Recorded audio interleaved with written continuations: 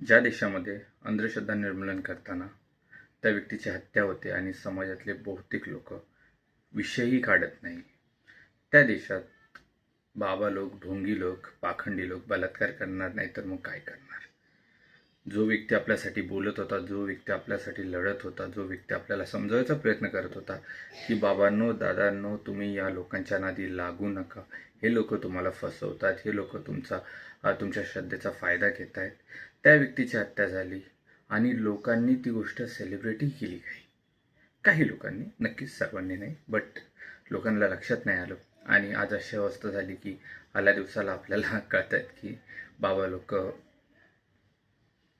बलात्कार करतायत, बाबा लोकांना मूर्ख मनवत आहेत.